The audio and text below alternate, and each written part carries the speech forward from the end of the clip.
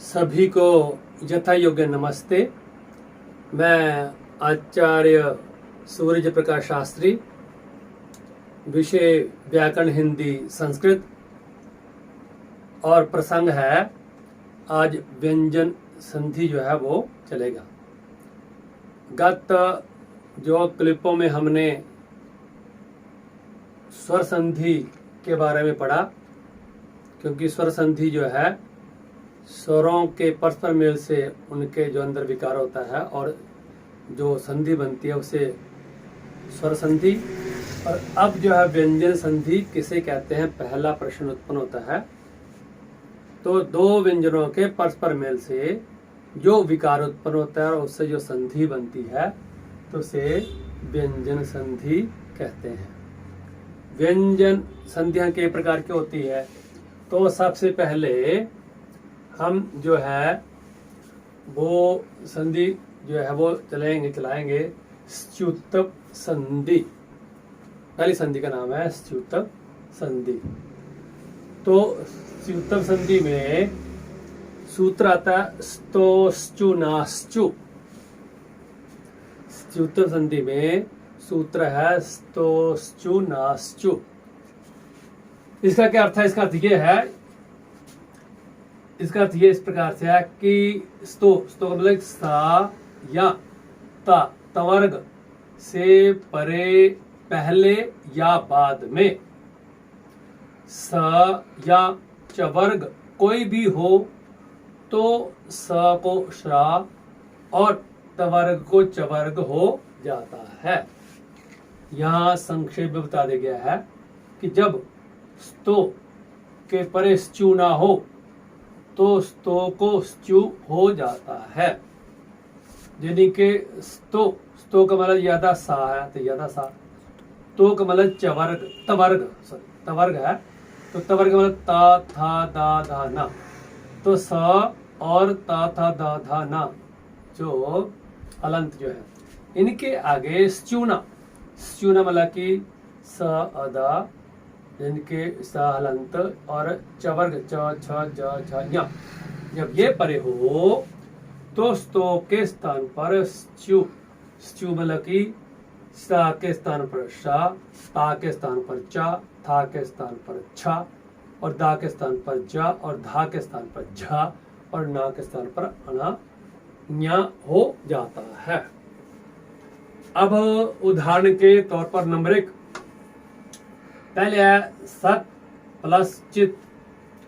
अब देखिए इधर जो है वो ता है, यानी कि स्ता, ये स्ता में पहले है ता जो है ता हलंत है, इसके स्थान पर क्या जाता है च।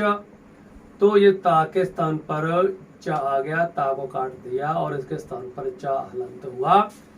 अब हमने मिला दिया, क्योंकि ये ता हलंत है, इसके स्थान पर चा जो है हलंत आ गया और ता को हमने काट दिया। काटा इसलिए क्योंकि इसके स्थान पर चा आ गया है।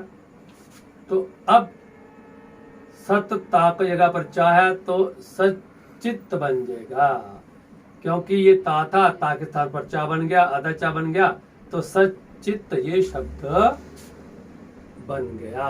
पहली उदाहरण यह है। दूसरी सारिंगन प्लस जय। तो सारिंगन ना है, ना हलंत है हा, तो ना के स्थान पर ञा हो गया, क्योंकि ये ना है, ना के स्थान पर ञा हो गया। अब जब हमने इनको जोड़ा तो सारिंगन जय ये शब्द जो है वो बन गया, जा सिद्ध हो गया है। इस प्रकार से उदाहरण नंबर 3 हरीश प्लस शेते। तो हरीश सा हलंत है, ये सा हलंत के ऊपर सा आ जाएगा, 21 वाला सा। तो ये सा के स्थान पर सा सी वाला सा आ गया। तो अब जब हम इनको जोड़ेंगे तो हरीश शेते ये शब्द बना। उदाहरण नंबर 4 है तत् प्लस चेत। तो तत् है, तत् जो है स्तो है, यानी कि ता है, ता की जगह पर चा आ जाएगा। तो हमने ता के स्थान पर चा कर दिया, ता को हमने लकीर मार करके मानो कि इसके स्थान पर चा किया। अब जब हमने मिलाया तो तच्चेत तच्चेत, इस प्रकार से ये बन गया है ये शब्द तच्चेत। इसी प्रकार से नंबर 5 आपद प्लस जालम, तो ये आपद दा ये स्तो में दा गया है, दा की जगह पर जाएगा, तो ये दा है, दा की जगह पर जाएगा, दा को हमने लकीर मार करके मानो इसके स्थान पर जा कर दिया। अब जब हम इनको मिलाएंगे तो बन जाएगा आपज जालम, दा की जगह पर जा गया तो आपज जालम, आपज जालम, ये बन गया ये शब्द बन गया। नंबर 6 पर है उद प्लस ज्वल, दा के स्थान पर जा होगा क्योंकि स्तो दा है और चू जा है, स्तो के स्थान पर चू हो जाता है, तो दा की जगह पर जा हो गया, दा को हमने लकीर मार करके हटा दिया, इस जगह पर मानो कि जा है, जब हमने इसको जोड़ा तो उज्ज्वल बन गया उज्ज्वल। नंबर 7 पर है सद प्लस जन, सद दा है, दा के दास्तो है, ये इसकी जगह पर जाएगा, तो ये दा है, दा की जगह पर जाएगा, तो जब हमने इसको जोड़ा तो बनेगा सज्जन।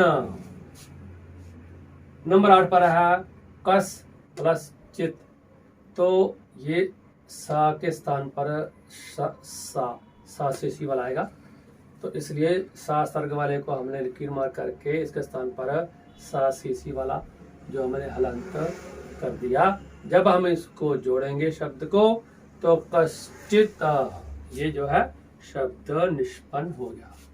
नंबर 9 है तत् प्लस च, तो ता के स्थान पर ये ता के स्थान पर च आएगा क्योंकि स्तो के स्थान पर स्चू जाता है, स्तो के आगे जब स्चू ना हो तो स्तो को स्चू हो जाता है।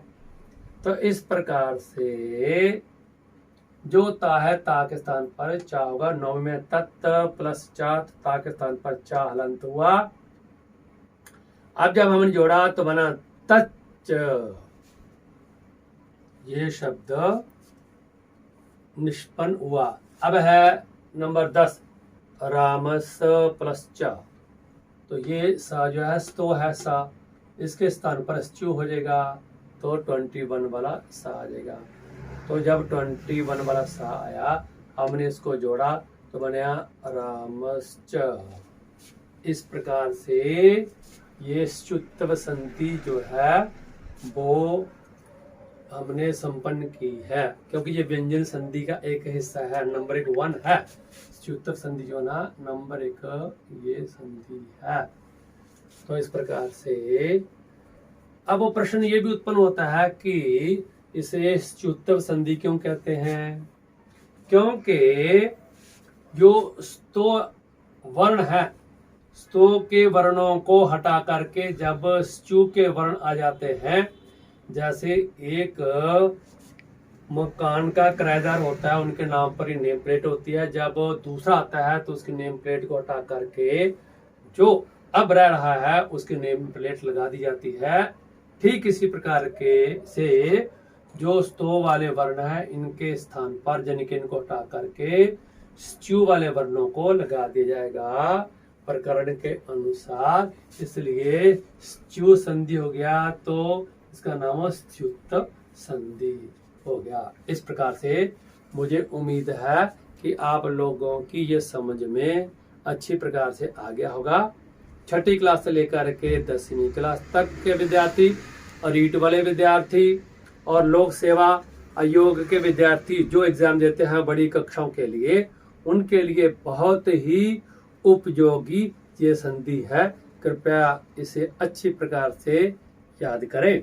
तो मैं उम्मीद भी करता हूं कि आप लोग इससे लाभान्वित होंगे और मैं अनुरोध भी करता हूं कि आप मेरे चैनल को सब्सक्राइब भी जरूर कीजिएगा ताकि मैं नए नए क्लिप जो है आप लोगों के समक्ष प्रस्तुत कर सकूं जिससे आप लाभ उठा सके। इति ओम शम।